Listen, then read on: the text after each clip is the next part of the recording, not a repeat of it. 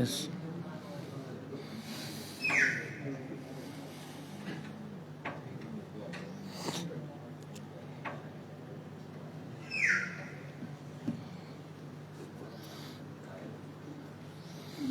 Bismillahirrahmanirrahim. Assalamualaikum warahmatullahi wabarakatuh.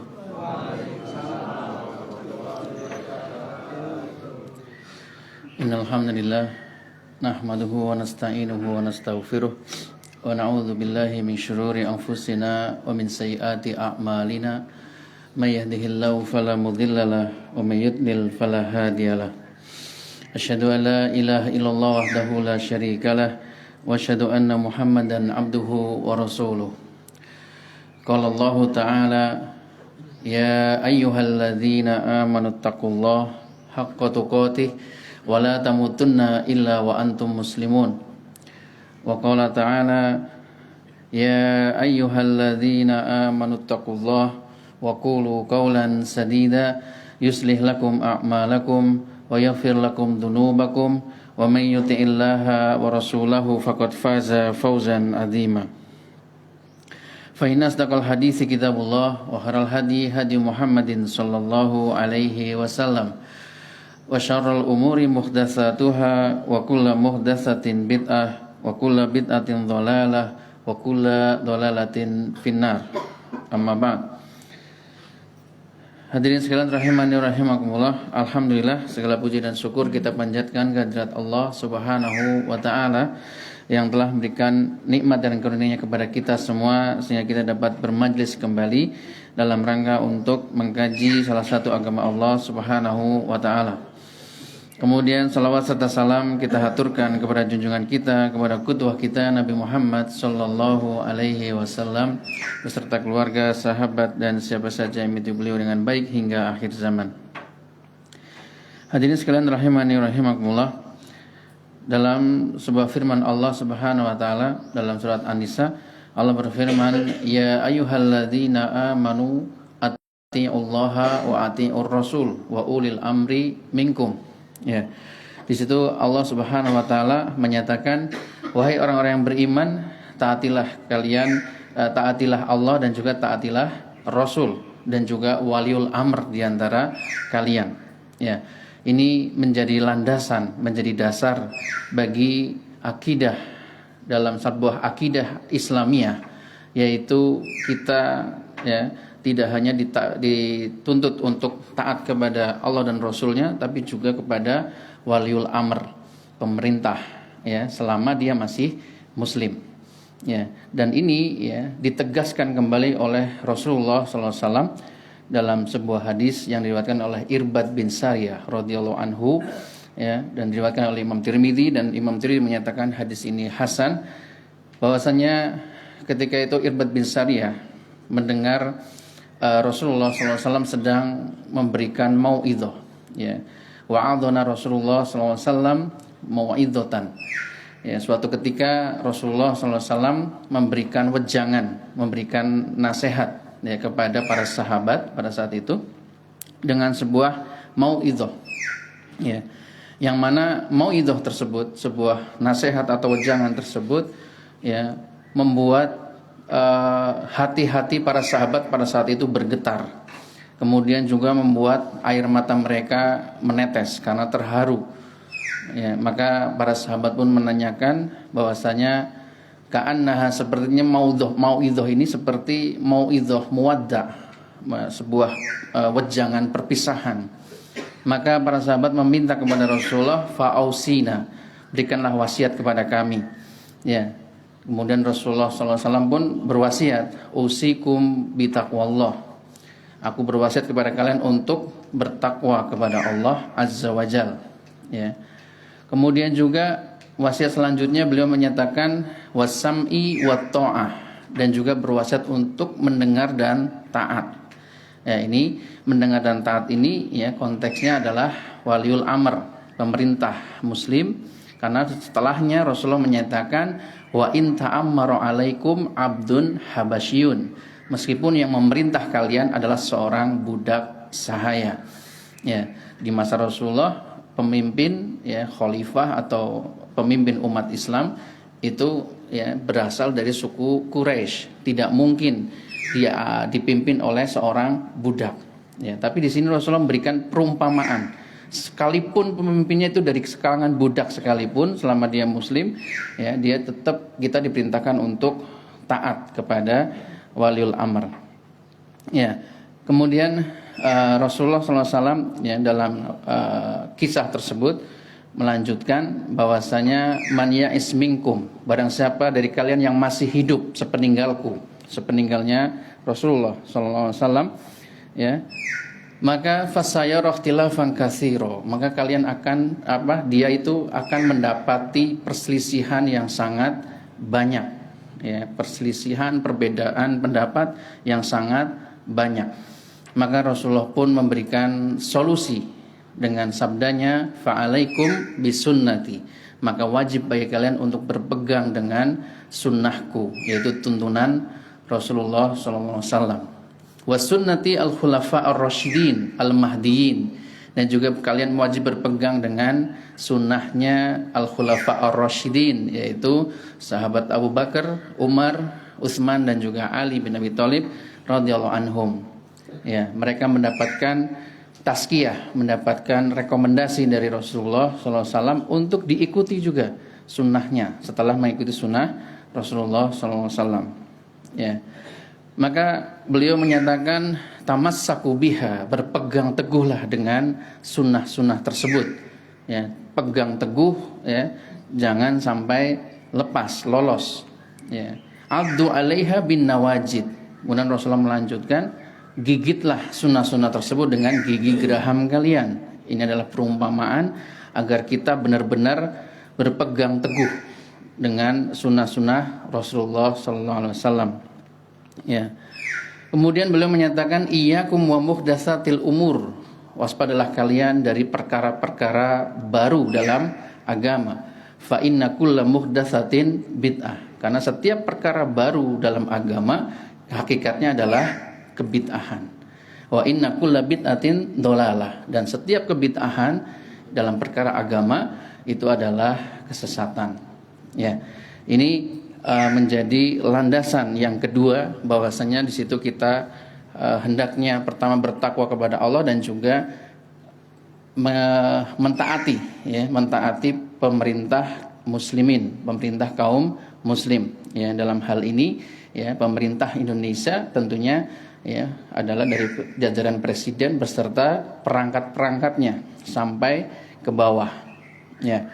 Dan bagian dari akidah Islamiyah ini ya banyak yang luput dari kalangan kaum muslimin, ya, sehingga mereka bermudah-mudahan untuk katakanlah ketika ada kebijakan dari pemerintah yang tidak sesuai misalnya dengan apa yang kita inginkan, ya mereka mengkritik secara terang-terangan, mengkritik secara terbuka. Ya, entah kalau ada yang model turun ke jalan misalnya, atau mungkin dengan cara komentar di medsos misalnya. Ini termasuk jalan-jalan yang menyelisih akidah Islamiyah. Ya, karena ketika kita ingin menasihati, memberikan masukan kepada pemerintah, ya sebagaimana dituntunkan oleh Rasulullah, adalah dengan menasihati secara langsung, tidak terbuka. Ya, jadi secara langsung di sini, ya. Bisa dengan ketika berhadapan langsung, bertemu langsung empat mata misalnya, atau di momen resmi misalnya, ya, atau juga bisa melalui badan-badan pemerintah yang memang disediakan untuk memberikan menampung masukan-masukan atau saran-saran dari rakyat. Ya, seperti kalau misal kita ada ketidakpuasan terhadap layanan publik misalnya, maka kita bisa mengadukan hal tersebut ke badan yang namanya ombudsman. Ya, ombudsman itu adalah badan pemerintah yang dibentuk untuk menampung segala keluhan terhadap ketidakpuasan rakyat, ya, terhadap layanan publik. Ya.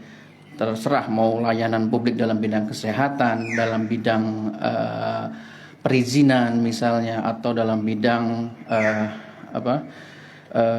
yang sifatnya kayak kesejahteraan sosial ya. Ini ketika ada ketidakpuasan maka silahkan dibuka selebar-lebarnya untuk menyampaikan ketidakpuasan itu di ombudsman.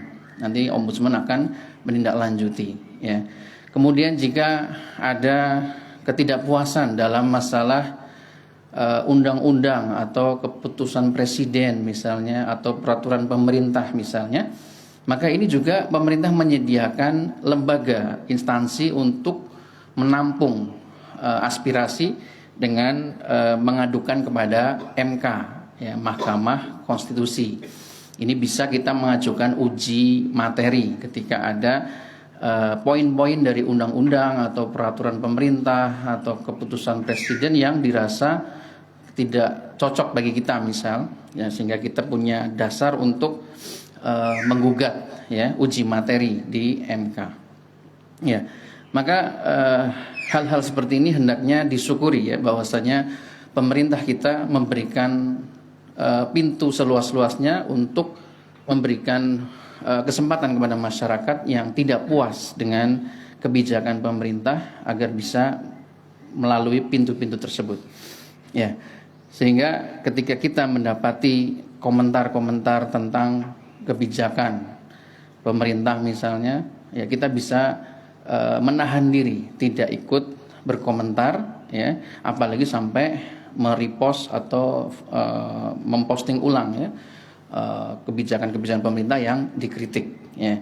Tentunya ini juga bagian dari akidah Islamiyah kita sebagai seorang muslim ya, yang berusaha untuk berpegang teguh dengan sunnah Rasulullah SAW. Nah, hadirin sekalian rahimani rahimakumullah, melanjutkan pembahasan Kitabul Jami dari Bulughul Maram. Ya, di pertemuan sebelumnya kita telah masuk ke bab zuhud dan wara. Ya, di mana dalam hadis pertama dari bab ini yaitu sebuah hadis dari An-Nu'man bin Bashir radhiyallahu anhu tentang masalah halal dan haram serta syubhat. Ya, di mana di hadis Nu'man bin Bashir ini adalah salah satu hadis dari total 3 hadis yang berisi poros agama Islam. Ya, terkait dengan amalan hati, porosnya adalah hadis Umar, innamal a'malu binniyat.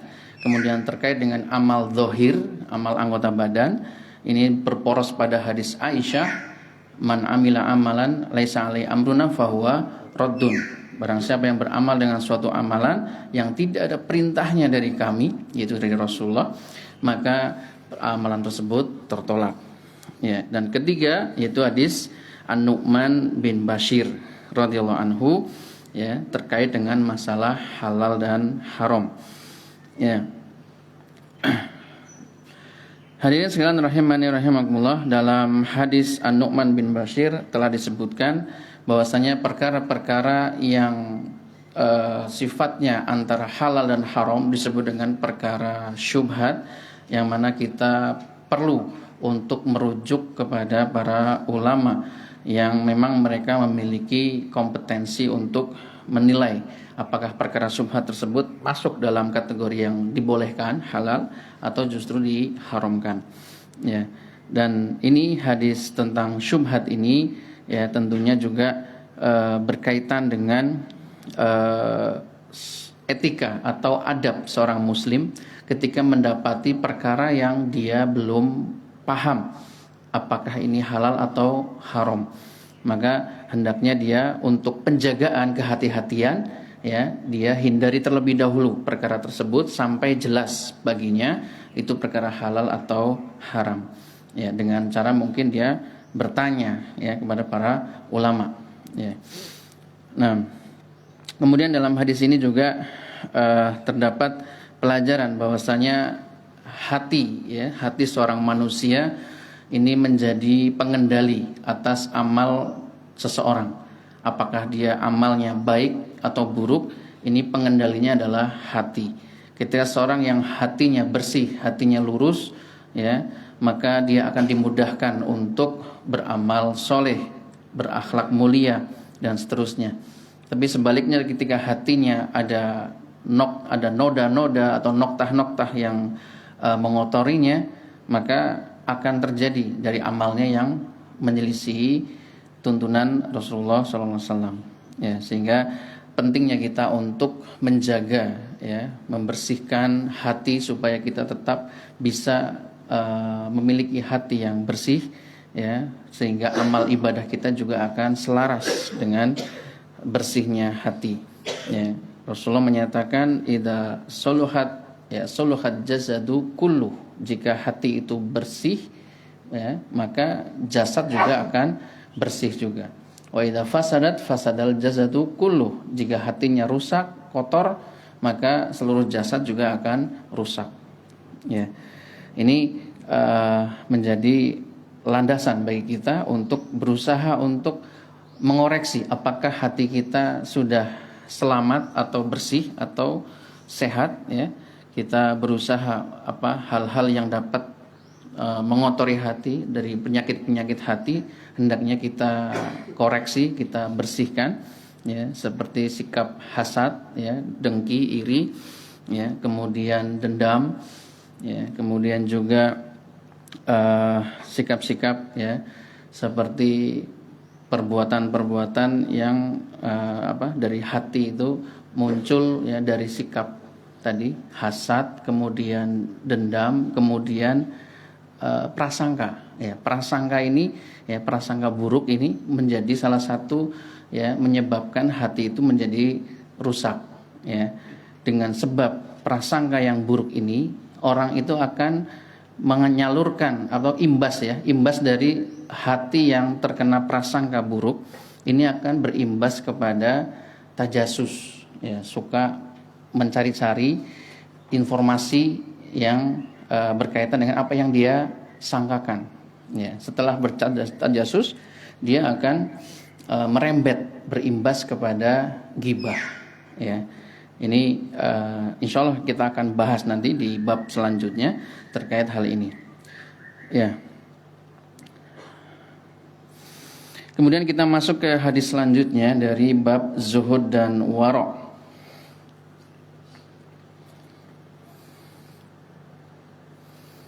Dari Abu Hurairah radhiyallahu anhu qala Rasulullah sallallahu alaihi wasallam, ta'isa abdud dinar, ta'isa abdud dirham, wa ta'isa abdul qatifah. Ya, celakalah hamba dinar, celakalah hamba dirham, dan celakalah hamba sutra. Qatifah ini salah satu jenis sutra. In u'tiya radiyah, jika dia diberi dia ridho, senang. Wa in lam yu'ta lam yardo, sebaliknya jika dia tidak diberi maka dia tidak ridho, tidak senang. Hadis riwayat Bukhari, ya.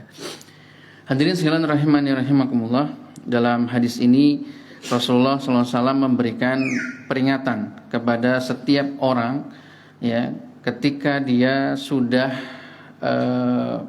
bersikap berlebihan, ya, dalam masalah seperti tadi disebutkan dinar, dirham, qatifah, ini artinya dalam masalah harta, ya, berlebihan dalam masalah harta sampai dia, ya, sesuatu yang berlebihan, ya, seorang manusia ketika berlebihan dalam mencintai sesuatu, ini sudah dikatakan seperti budak, ya. Makanya kalau ada orang katakanlah pemuda misalnya, ya, kesengsem atau cinta sama perempuan, ya, ini jadi budak cinta, disebut apa? Bucin, gitu, ya.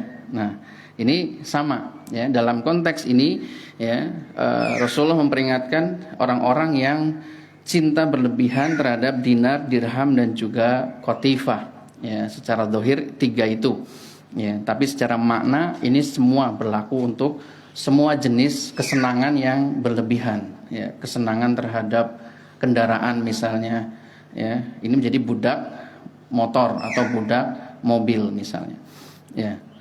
Kemudian kesenangan dengan karir misalnya, ya, sangat suka dengan karir, ya, sampai dia melupakan kewajiban-kewajibannya, maka ini jadi budak karir, ya.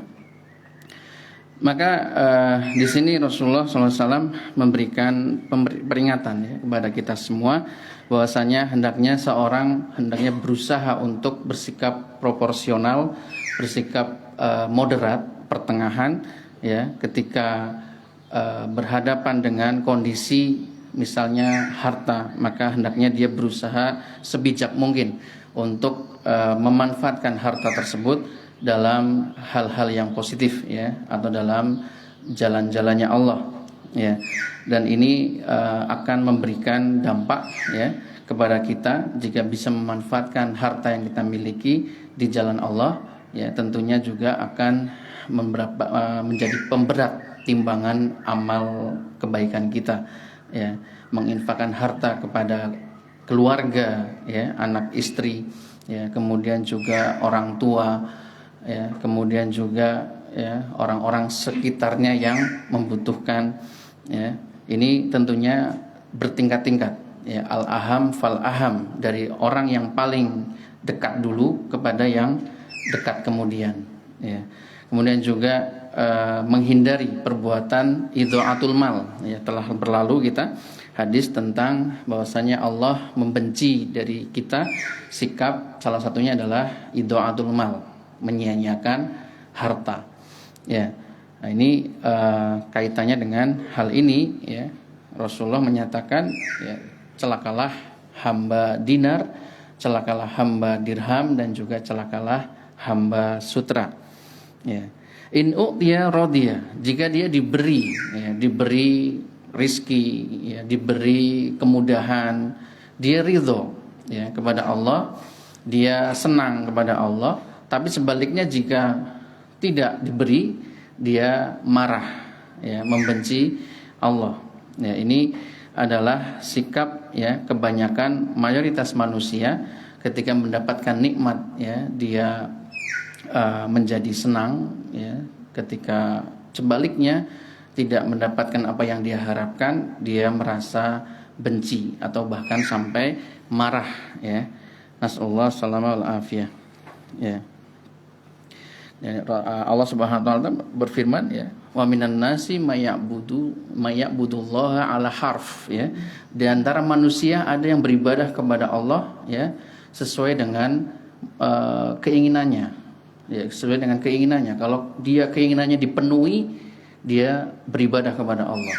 Tapi ketika harapannya atau keinginannya tidak terpenuhi, dia enggan atau malas untuk beribadah kepada Allah ya. Ini tentunya juga celaan ya bagi orang-orang yang bersikap seperti itu ya. Kita telah mempelajari iman, rukun iman, diantaranya adalah iman kepada qadha dan qadar ya, iman kepada takdir yang baik ataupun yang buruk ya. Jika kita mendapati apa yang sesuai keinginan kita, maka kita memuji Allah ya dengan mengucapkan alhamdulillahilladzi bi ni'matihi tatimmus sholihat ya. Jika kita mendapati sesuatu yang di luar harapan kita, di luar keinginan kita, maka Rasulullah menuntunkan mengucapkan alhamdulillah ala kulli hal ya. Segala puji bagi Allah atas segala kondisi, segala urusan gitu ya. Nah, di sini bagi orang yang beriman, maka hendaknya dia berusaha untuk tetap ya bersyukur dan juga bersabar ya. Karena perkara orang beriman ini tidak lepas dari syukur dan sabar. Bersyukur ketika mendapatkan nikmat, bersabar ketika mendapatkan musibah. Nah, kemudian juga terkait dengan hadis ini, seseorang yang beramal, berkaitan dengan hadis ini adalah ada kaitan seseorang yang beramal untuk dunia ya. Dia beramal ibadah tapi tujuannya untuk dunia. Ini juga terdapat penjelasan akan ketidakbolehan hal ini ya, bahkan bisa masuk ke dalam kesyirikan ya. Seseorang beramal untuk tujuannya amal ibadah tapi tujuannya untuk dunia ya. Ini masuk dalam bab kesyirikan ya. Dalam kitab tauhid ada bab khusus ya, seseorang beramal tapi tujuannya untuk dunia ya. Jadi Syekh Abdurrahman bin Nasir As-Sa'di rahimahullah ya, dalam bab ini beliau memberikan rincian ya. Jika niat seseorang dalam beramal itu semata-mata untuk tujuan dunia saja tanpa sedikit pun ada tujuan akhirat, ya, maka ini ya masuk ya dalam orang-orang yang tidak mendapatkan bagian dari akhirat, ya, tidak mendapatkan pahala sedikit pun ketika amal ibadahnya ditujukan untuk tujuan dunia, ya. Kemudian jika seorang beramal, ya, dia ada setengahnya untuk tujuan akhirat, mengharap ridho Allah, tapi ada juga sisi setengahnya tujuan dunia, ya, maka ini akan berimbas pada tingkat keikhlasan, ya, tingkat keikhlasan, sehingga tidak sempurna amalan yang dia lakukan. Sebagaimana kita ketahui, salah satu syarat diterimanya amal adalah ikhlas, ya, berusaha untuk ikhlas ditujukan mengharap kepada Allah, ya, dan juga mutaba'ah. Nah, ya, itu terkait dengan rincian terhadap masalah niat atau tujuan seseorang ketika beramal. Ya. Kemudian hadis selanjutnya dari Abdullah ibni Umar radhiyallahu anhuma. Beliau berkata, akhadha Rasulullah sallallahu alaihi wasallam bimangkibayya. Ya, Rasulullah sallallahu alaihi wasallam, ya, tiba-tiba beliau memegang pundak Abdullah bin Umar radhiyallahu anhuma. Ya, posisi pada saat itu Abdullah bin Umar seorang pemuda remaja, ya. Maka sembari memegang pundak Abdullah bin Umar, Rasulullah SAW bersabda, ya, kun fid dunya ka'annaka gharibun, ya, jadilah engkau di dunia ini seolah-olah sebagai orang asing, ya, au abiris sabil, atau seolah-olah sebagai seorang pengembara atau musafir, ya. Kemudian, ya, setelah mendapati meriwayatkan hadis tersebut, Ibnu Umar mengatakan kepada orang-orang yang berada di sekitarnya, beliau mengatakan, idza amsaita falatantadhiris sobah, jika engkau berada di sore hari maka jangan menunggu waktu pagi hari. Wa idza asbahta falatantadhiril masa, jika engkau berada di pagi hari maka janganlah menunggu sampai sore hari. Khud min sihatika lisaqomika, ambillah kesempatan di masa sehatmu sebelum masa sakitmu. Wa min hayatika limautika, dan juga ambillah kesempatan di masa hidupmu sebelum meninggalmu. Hadis riwayat Bukhari. Ya, hadirin sekalian rahimani wa rahimakumullah, dalam hadis ini, ya, jelas Rasulullah SAW memberikan wasiat, nasihat kepada Abdullah bin Umar, ya, untuk, ya, selama hidup di dunia untuk bersikap sebagaimana seorang yang asing, bukan penduduk asli, orang asing, ya. Namanya orang asing berarti bukan warga asli, bukan warga setempat, ya. Kalau orang asing berarti dia punya tujuan, punya tempat asal, ya. Tempat asal kita nanti akan berada di akhirat, ya. Sehingga di sini Rasulullah SAW, ya, ketika seseorang berada di dunia dikiaskan dengan seseorang yang sedang berada di tempat asing, ya. Karena ini tempat orang asing, dia akan kembali ke tempat asalnya, ya. Sehingga dia akan berusaha untuk memanfaatkan waktu singgahnya, waktu berdiamnya dia, singgah beristirahat di tempat persinggahannya. Dia berusaha untuk menghimpun kekuatannya kembali untuk melanjutkan perjalanan ke tujuannya, tempat asalnya tadi, ya. Dia kumpulkan bekal-bekal yang dia butuhkan, ya. Kemudian dia, katakanlah kalau menaik tunggangan, berarti dia berusaha untuk menservis tunggangannya, ya, memberikan hak-hak dari tunggangannya, kendaraannya, ya. Kemudian juga berusaha untuk mencari jalan menuju tempat asalnya, ya. Ada jalan yang pintas, ada jalan yang melipir, gitu kan, ada yang jalan yang muter. Nah, dia berusaha untuk milih mana yang terbaik untuk jalan menuju tempat asalnya. Ya, ini makna dari hadis kun fid dunya ka'annaka gharibun, ya, au abiris sabil, ya, atau seperti orang pengembara. Ya. Hadirin sekalian rahimani rahimakumullah, ya, dari hadis ini ya, Rasulullah SAW memberikan arahan kepada Abdullah bin Umar, ya, dan juga kepada kita semua, ya, bahwasanya perumpamaan yang beliau sampaikan kepada Abdullah bin Umar ini memberikan makna yang mendalam, ya, di mana Abdullah bin Umar, ya, walaupun tanpa disampaikan dijelaskan oleh Rasulullah, tapi beliau paham, ya, di sini, ya, sahabat ini Masya Allah bisa memberikan penafsiran atau pentakwilan terhadap sabda Rasulullah SAW. Ya, ini pentingnya kita, ya, merujuk kepada penafsiran atau penerjemahan penjelasan dari para sahabat. Ya, ketika Rasulullah menyatakan seperti apa dijelaskan oleh sahabat. Nah, ini kita penting untuk kita untuk melihat bagaimana penjelasan para sahabat. Ya, di antaranya yang dijelaskan oleh Abdullah bin Umar di sini adalah idza amsayta falatan tadris sobah. Ya. Artinya jika berada di sore hari kita jangan sampai tunggu datang pagi hari. Badiru bil a'mal, bersegera untuk beramal soleh. Ya. Jangan sampai nunggu menunda-nunda. Ketika ada waktu datang waktu sholat, kita langsung sholat. Ya, tidak perlu untuk ditunggu-tunggu, ditunda-tunda. Ya. Ketika ada kesempatan untuk katakanlah membaca Al-Quran, ya, kita gunakan kesempatan tersebut untuk membaca Al-Quran.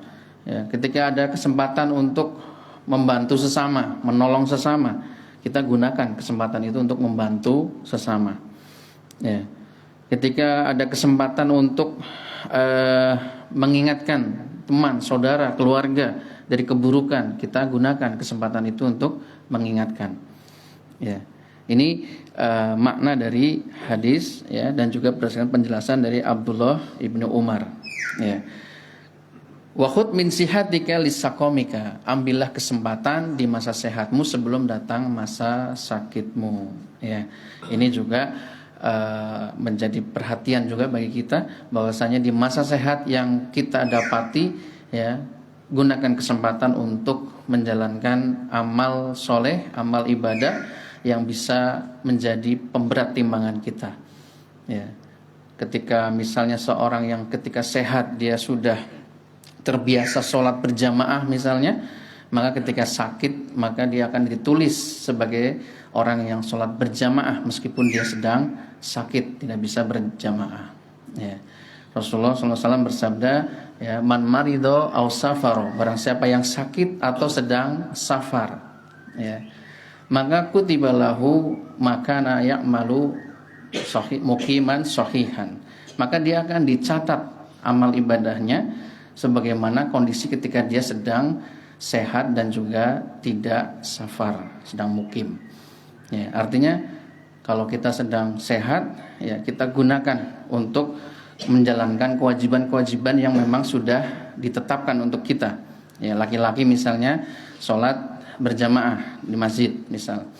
Ya, kemudian katakanlah ketika sehat ada kesempatan untuk sholat puasa sunnah misal, dia membiasakan puasa sunnah. Maka ketika sakit tidak bisa berpuasa sunnah, dia dicatat sebagai orang yang berpuasa sunnah. Ya. Nah, demikian juga mengambil kesempatan ketika masih hidup untuk sebelum meninggal. Ya, ini tentunya selama masih hidup kita ambil kesempatan untuk bisa, ya, mencari amal-amal yang bisa menjadi pemberat timbangan amal kita. Ya. Apalagi amal itu bisa bermanfaat meskipun kita sudah meninggal. Ini kesempatan yang paling utama, ya, bisa mendapatkan amal jariyah, sedekah jariyah, ya, yang bisa bermanfaat meskipun kita sudah meninggal. Nah, dari sini ada yang belum jelas, tafadhol. Barangkali ada yang belum jelas.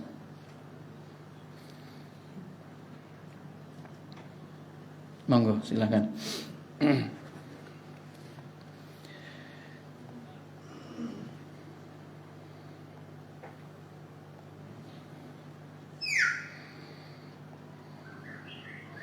Ya, terkait dengan definisi zuhud, sudah masih ingat ya?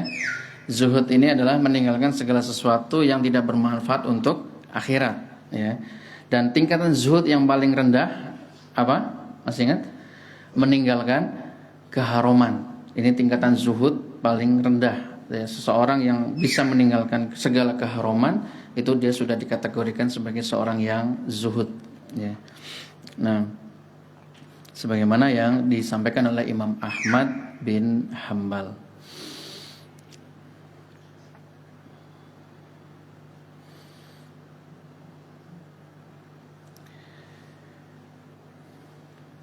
Kemudian hadis selanjutnya dari Abdullah bin Umar, masih dari Abdullah bin Umar radhiyallahu anhu. Beliau berkata, qala Rasulullah sallallahu alaihi wasallam, ya, Rasulullah sallallahu alaihi wasallam bersabda, man tasyabbaha biqaumin fahuwa minhum. Barang siapa menyerupai suatu kaum, maka dia bagian dari kaum tersebut. Ya, bagian dari kaum tersebut. Hadis riwayat Abu Dawud dan disahihkan oleh Ibnu Hibban. Ya, hadirin sekalian rahimani rahimakumullah. Dalam hadis ini Rasulullah SAW memberikan peringatan kepada kita untuk tidak bertasyabuh, ya, ikut-ikutan menyerupai suatu kaum yang dari bukan kaum muslim.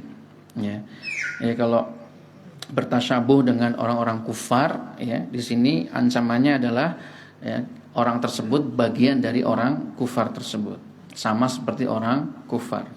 Maka banyak dari tuntunan Rasulullah SAW agar kita menyelisihi orang-orang Yahudi dan Nasoro, bahkan Majusi, ya, dalam masalah peribadahan, dalam masalah atribut, ya, ini kita diminta untuk menyelisih mereka, ya. Di antaranya masalah menjadikan menjadikan kuburan sebagai masjid.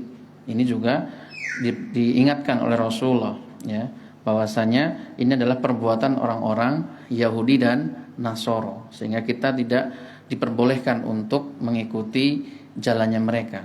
Tidak boleh kita menjadikan kuburan sebagai masjid, ya.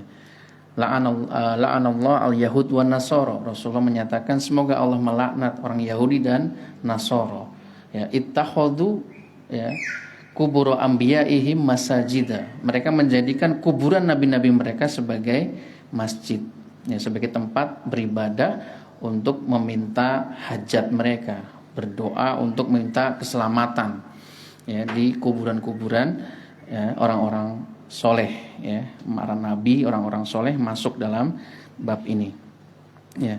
Kemudian juga Rasulullah menyatakan memerintahkan untuk memotong kumis dan memelihara jenggot, membiarkan jenggot, ya. Tujuannya apa? Khaliful Yahud, ya,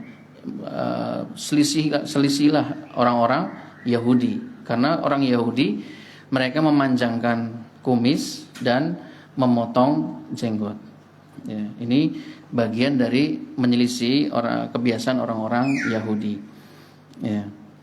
Kemudian juga masalah atribut, ya, kita tidak diperbolehkan menggunakan atribut-atribut orang kufar, ya. Seperti apa? Contohnya salib, ya, atau yang menyerupai salib, ya, kita tidak diperbolehkan untuk menggunakan atribut tersebut, ya. Kemudian lambang apa? Lambang Yahudi itu, yang bintang itu, ya. Ya, seperti itu, lambang Yahudi, ya. Apa bintang apa namanya itu, saya nggak paham, gitu, ya. Nah, kemudian juga simbol-simbol dari agama yang lain, ya.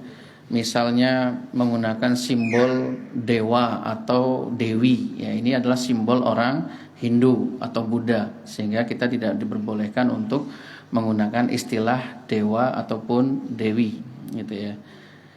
Ya, kalau yang namanya sudah terlanjur dinamai dewa gimana? Ya, ya sudah, gitu. Istighfar aja. Ya, kalau bisa diganti nama, ganti nama, gitu, ya.